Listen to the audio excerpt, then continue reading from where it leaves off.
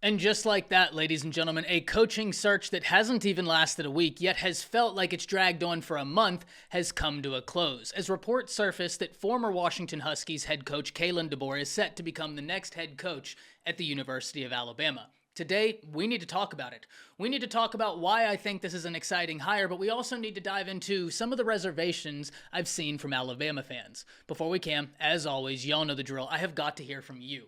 Hop down to the comments, give me a Y for yes, N for no. Are you excited by the hire of Kalen DeBoer? And let me know what you're thinking. If you're new to the channel, be sure to subscribe, hit that bell notification. I do constant college football content. You don't want to miss any of it. And if you enjoyed the content, be sure to like and comment down below. But having said all that, let's jump right into this. And first and foremost, who is Kalen DeBoer? Well, it goes without saying that he's the former Washington Huskies head coach, where he just got done coaching in a national championship. But the question needs to be, how did he get the Huskies there?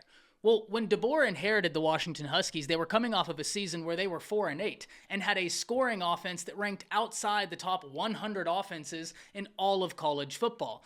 But during his first year, he found instant success, going 11-2 and taking an offense that was outside the top 100 to one that ranked inside the top 15. He then followed that impressive season up with one better, going 14-1, having yet another top 15 offense, a college football playoff victory, and losing in a national championship. Yet, he got there in 2 years after inheriting a program that was 4-8. This guy has only known success wherever he has gone.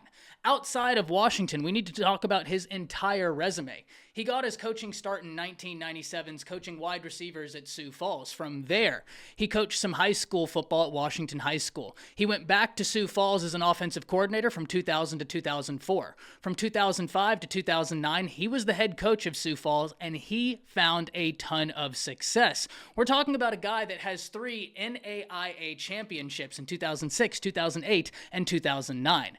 After Sioux Falls, he went and became the offensive coordinator and wide receiver coach of Southern Illinois. From there, from 2014 to 2016, he was at Eastern Michigan, where he coached offensive coordinator and quarterbacks. From there, he found his way to Fresno State. Once again, offensive coordinator, quarterbacks coach from 2017 to 2018. In 2019, offensive coordinator, quarterback coach at Indiana, before becoming the head coach of Fresno State from 2020 to 2021, and then finally, the Washington Huskies. His record with Washington is 25-3. His head coaching record is 104-12.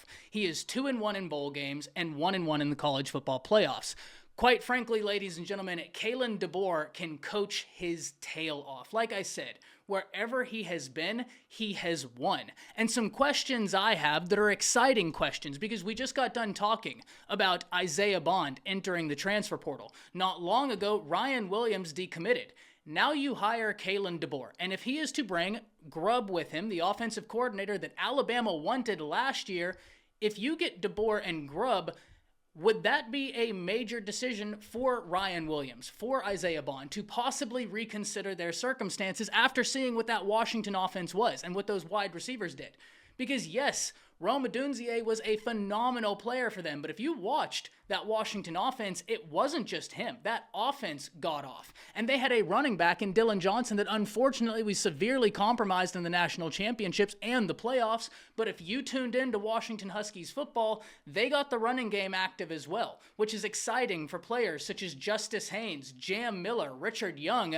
Kalen DeBoer is an interesting hire, in my opinion, because everywhere he has gone, he has only known success.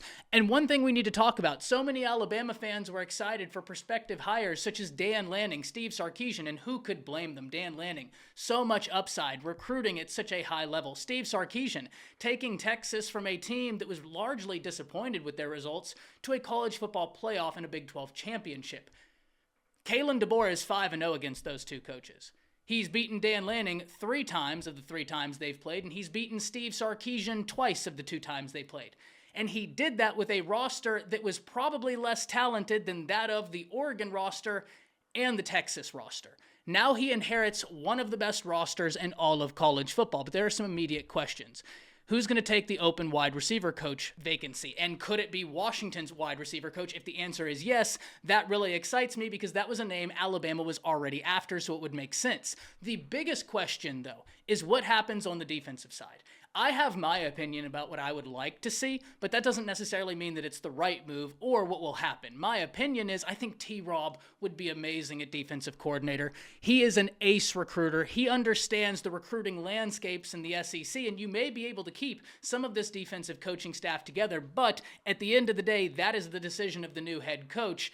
And it's going to be really exciting to see what he does. The biggest reservations I've seen about DeBoer is the lack of experience in the SEC or in the South in general. This is a guy that is coming from the outside to the SEC, a conference where recruiting is absolutely key. Earlier today, we were on Bama Football with Kyle Henderson, and Coach Sean made a fantastic point, saying that you could have the number 12 recruiting class in the nation and be saying, man, we recruited really well.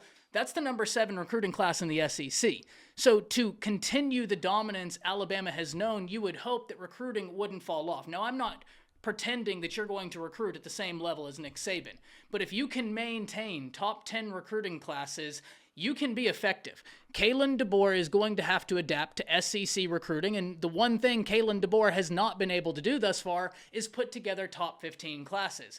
My argument against that would be it's hard to put together top 15 classes at Fresno State and at Washington, where you don't have the recruiting resources you have at somewhere like the University of Alabama. Now he has the Alabama brand, the Alabama logo, the Alabama resources, and depending on who you surround himself with, you could get coaches that understand recruiting in the SEC landscape. You could hire an ace defensive coordinator, because while Washington's offense was fantastic, their defense was the weak part of that team.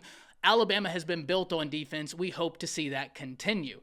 So this is a really interesting move, one that I'm interested to see what comes next. Will it be announced that there's going to be some defensive coaches hired here soon? Who will they be, and what does this mean for the roster? We just got done talking about how it was paramount for Alabama to make a move sooner rather than later to try and keep this roster together. The one thing that I'm so excited for, Kalen DeBoer now gets to inherit the most talented roster he has ever worked with by a wide margin. Imagine what he did at Washington with that amount of talent, and there are some very talented players on the Washington Huskies. This is not a shot at that team. They were fantastic.